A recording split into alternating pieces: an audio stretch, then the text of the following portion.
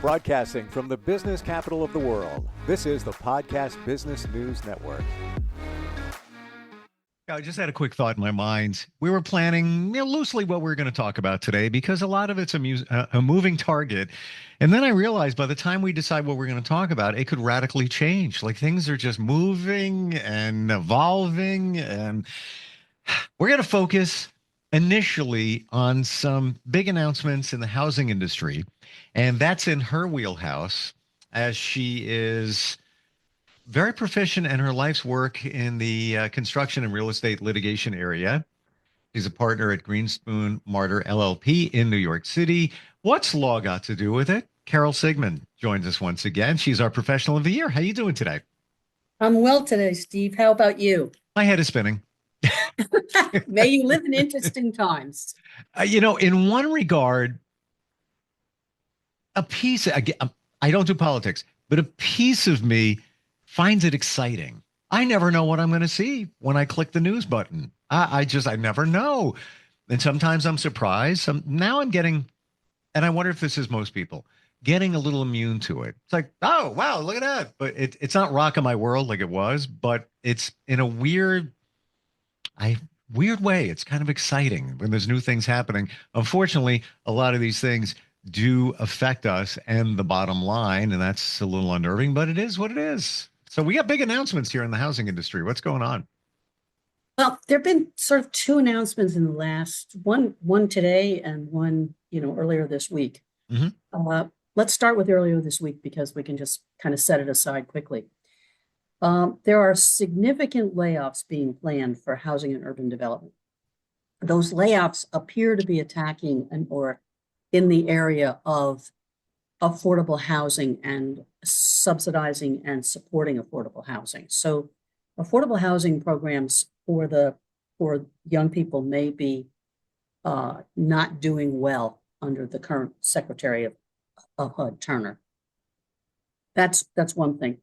Number two, his department is talking about withdrawing maintenance support from about 1 million older housing units all over the country.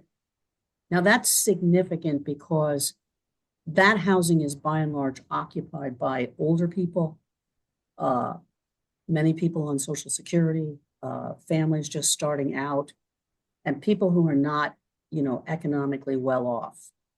So that maintenance support may be critical. So we need to be monitoring that carefully. Can you explain that a little bit more when we say maintenance support for these low-income housing areas?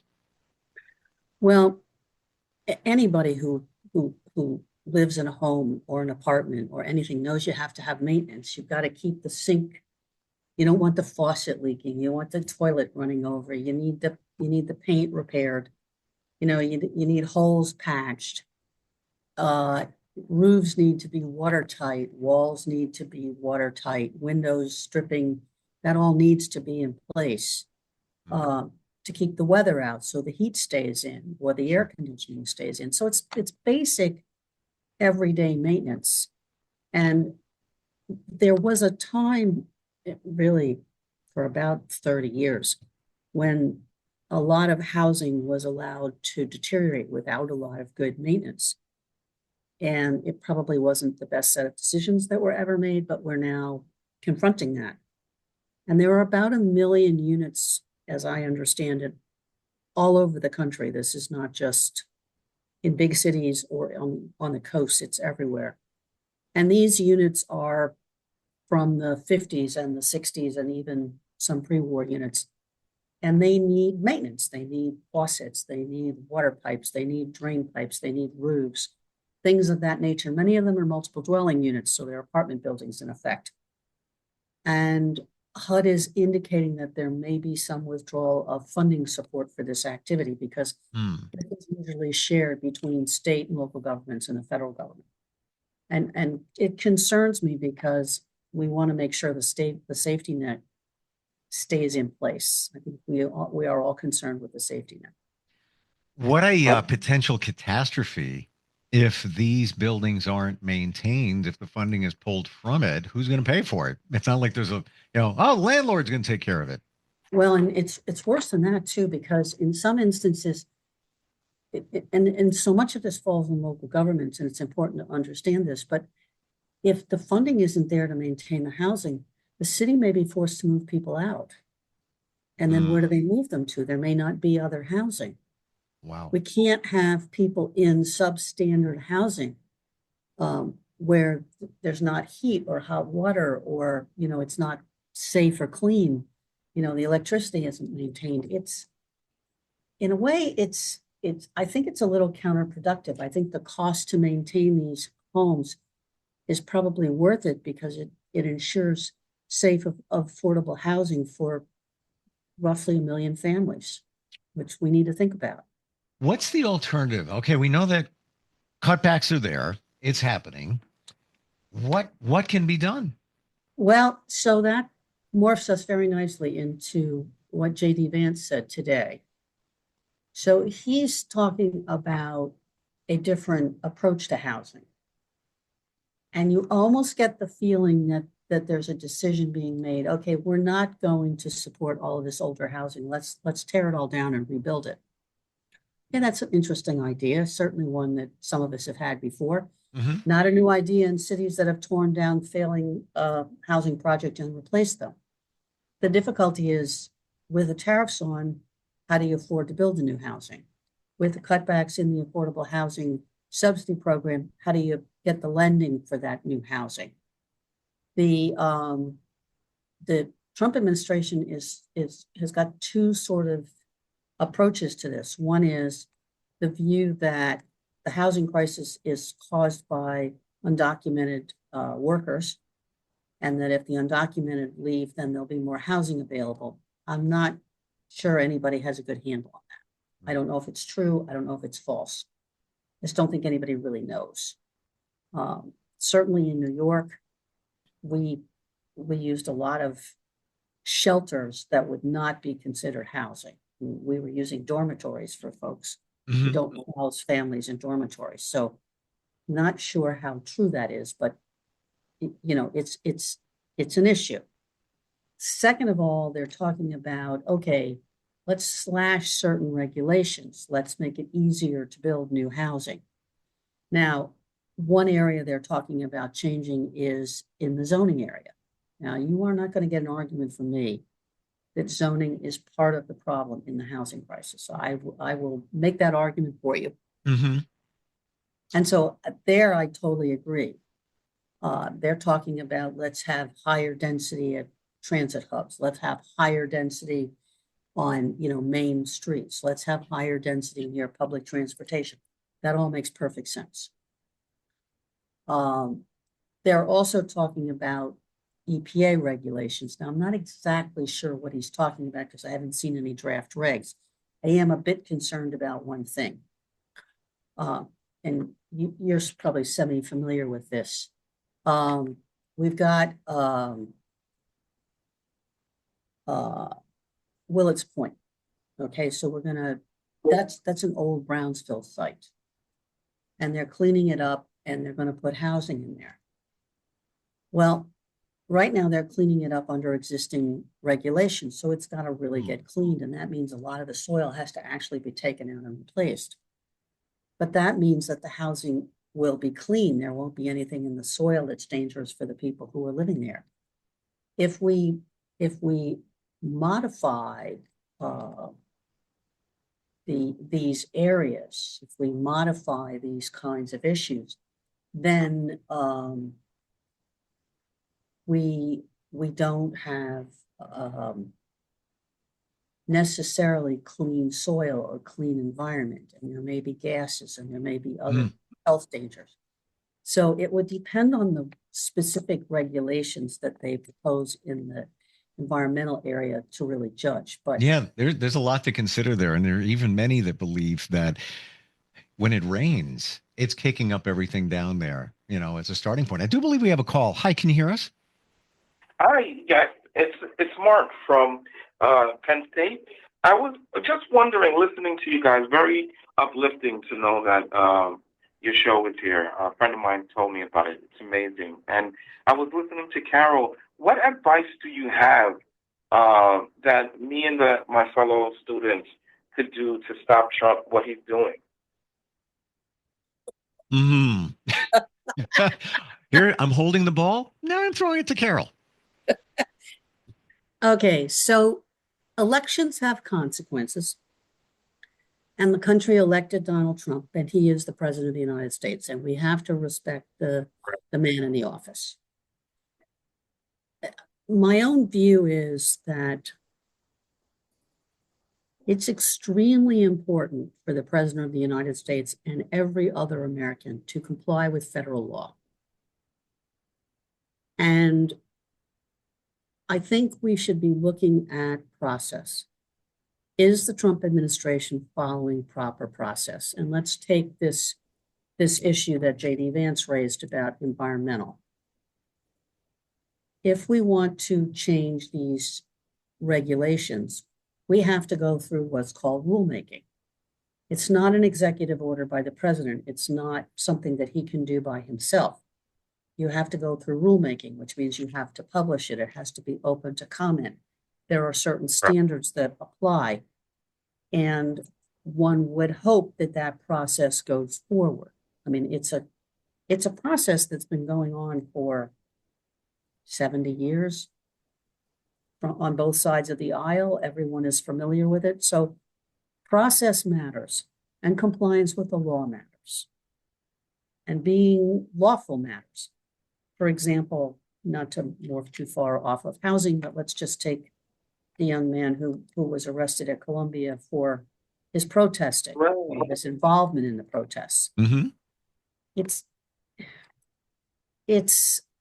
not okay to arrest someone for their speech, including a green card holder. That's just not okay. As long as he's not advocating violence, yelling fire in a crowded theater, he's allowed to speak. Right. We need to hold all of our elected officials, not just the president, not just Republicans. Everyone needs to comply with the law.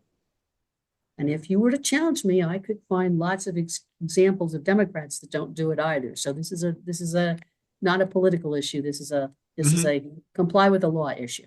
Right. Fundamental. Right. Mm. So my advice to everyone in the country is, let's all adhere to the rule of law, and let's expect our elected officials to adhere to the rule of law. Gotcha. Mm. I don't know if that's the answer that you wanted, but we appreciate you calling. No, Yes, I thank you appreciate for the call. listening to you guys. Carol, you're very insightful. Thank you. Thank you. Thank you. Appreciate it. What is the law regarding assembly? I remember vaguely there is some legal language, how that goes. The assembly is, first of all, the Constitution says we have a right of assembly. Okay. The courts have said that government may make reasonable time, place, and manner restrictions. For example, you want to hold a rally. Might not be a good idea to hold it in the middle of a, 8-lane superhighway with cars going 100 miles an hour. So a reasonable time, place, and manner might say not on the right of way of a major highway. You have to be in an area that's safe. Mm. So in New York, for example, you can protest practically anywhere in the city. There are very few places you can't protest. You may have to stay on the sidewalk. You may have to leave an open path for other people who are not involved in your protest to pass by. You may have to, if you're having a moving rally and you're walking down the street, you may have to stop periodically to let the crosstown traffic go by. Those have all been found by the courts to be reasonable time, place, and manner. And what's very important is they're content neutral. So if you're protesting for the president, you're protesting against the president, you're protesting for the mayor, you're protesting against the mayor, doesn't matter what your position is, the rules are content neutral. They don't care what the speech is, they just want to regulate how it's done. What about so here I'm gonna throw things at you. Go ahead. What about if in some eyes the language is questionable used during the protest? It's in a reasonable place, manner, situation, safe, call it that, flow of traffic, all of those things, all the boxes were checked. But, there's signs of people are holding signs, and there's some, again, it can be subjectionable, I guess, some language there. It normally that does not justify any action. Mm-hmm. The police often will monitor these to make sure that someone isn't getting rowdy. They may go into the crowd and try to take someone out who is stirring up trouble or throwing things or things like that. So they may make an individualized arrest. Sure. They won't necessarily disrupt the entire protest. I have a particular sort of apolitical example to toss at you. So in Washington, D.C., there are many protests at many locations, and lots of people like to protest near the subways because there's lots of people coming and going. Sure. Some of those subways in Washington are very deep, and some of those escalators are a couple 100 feet. So if you were to fall down an escalator, you might not survive. So Washington, D.C.'s transit authority made some rules that say you have to stay, essentially, if you want to protest at a subway station, you have to stay out of a semicircle 15 feet in any direction from an escalator. Can't get any closer. You have to let people be able to get on and off the escalator safely, and you can't crowd them. Now that strikes you as sort of a common sense rule because there's public safety involved. Seems reasonable so far. Yeah. So there was an incident where a group decided that that rule didn't really apply to them and they could accost people as they came off the trains. So we put a couple of guys undercover out there. We put some uniforms out there. We took a lot of pictures. And when they came to renew their permit, guess what? The answer was no, we're not renewing the permit because you didn't follow the rules. And those rules, just double checking here, well documented? Yep. They were in the permit. I mean, they signed, the permit application. They said, we understand we have to stay 15 feet away from the escalators for public safety reasons. Ouch. Okay. So, but I must say, I think the police are fairly sophisticated in seeing whether or not just because there's an objectionable sign, everything's okay. Yeah. And the tendency would be, as long as there was nothing physical happening, that it's okay. Now, there was an incident in New York where some pro-Palestinian protesters were blocking a gate, either on or off a college campus. I don't remember the details. And then at some point, they slammed the gate on the hand of a Jewish student who was passing through the gate. Now, there were arrests that followed that because that's not a nice thing to do. That's a violent act. But the rest of the people who were just standing there sort of being obnoxious, no, this is America. You get to protest, but you don't get to slam the gate on somebody's hand. So I want to pivot over to, and not spend a lot of time on this, but I want your feedback. And we do have an email I want to get to. January 6th, a few years ago, not doing politics here, just looking at the assembly of a bunch of people at the Capitol, short of some things that might have included violent acts. Okay. If we factored those out, was that assembly of people okay in your mind?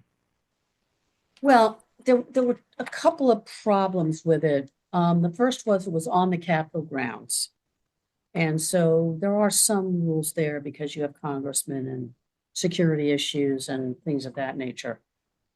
But if you're talking about the rally that took place before people walked over to the Capitol, there may have been more guns there than were permissible under DC law, but that in and of itself, to me, was just speech.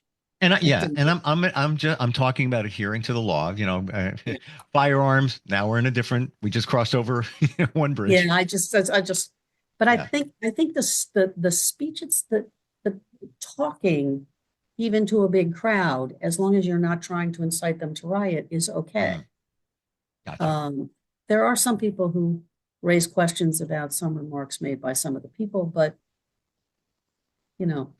Gotcha. So let's go to Andrew. Ocean City, Maryland says, and by the way, we're changing topic totally. Totally different direction. He says, I'm considering a career in law and looking at real estate law. What would you suggest I look at when it comes to education? So do we know if Andrew's in college or? Doesn't say. Doesn't No. say. Well, first of all, the most important thing in college is to learn how to learn. It's less about what you study than learning how to study, at least my humble opinion. However, in today's day and age, I would be looking at engineering type curriculums and economic type curriculums, things that deal with, numbers and how things are fitting together in the economy. Those are things I would look at. I would also look at how things fit together physically, because that matters. Technology is always a good course of study, no matter what you're thinking about. If you're further along and you're thinking about going, for example, to law school, your basic first year curriculum is set. So your choices start in your second year. The fact of the matter is that construction is nothing but a narrow band of property law. And with elements of the UCC commercial law and commercial transactions and financing. So what you would want to do is look at property law and the items that bleed off of it, like commercial transactions, banking, finance, bankruptcy, all of those things that feed into that area. If you're looking at summer jobs and you're interested in real estate, maybe you try to get a job with a property manager. Maybe you try to get a job in an apartment building. Even if you're just a janitor, you're going to find out how they work. And you'll learn a lot about how property gets managed, and how it gets taken care of and how complicated that can be. There's always the old, standard of trying to work construction. Depends on how many jobs there are. But there are other jobs too. For example, more and more construction is becoming remote and techie. So there's drone operations, and there's, scheduling, and there's how we get the logistics, we get the materials to the site on time, and how we do our logistics planning. So there's lots of opportunities to learn different aspects. Doesn't matter what you learn. That's that you learn. Well, even the property management side of things, would never thought of that, but that gives you such a view of what's going on, even if it's a part-time job, just to be immersed in that world. We're just about out of time. The one thing I truly love when we get together is you have a thirst for information. Are you like an information junkie? Yes. Yeah. You're always plugged into everything going on. It's almost like sometimes I try to test you. Hey, I heard this. Did you hear it? Yeah, I already heard that. Like, all right. It's refreshing. You're plugged into what's going on. And a lot of this, that we're looking at here has impact pretty much on all of us. Yes. If somebody wants to connect with you, even somebody like Andrew looking for advice for education or what, is there a way to reach you? Absolutely. My email address is the best way. I do read and answer all my emails. It's Carol, CAROL .Sigmond, SIGMOND @gmlaw.com. And feel free to email. Beautiful. Thank you so much for today. Next time we get together, you never know what we're going to encounter.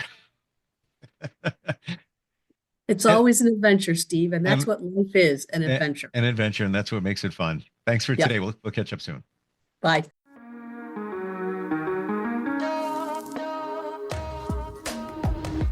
Broadcasting from the business capital of the world, this is the Podcast Business News Network.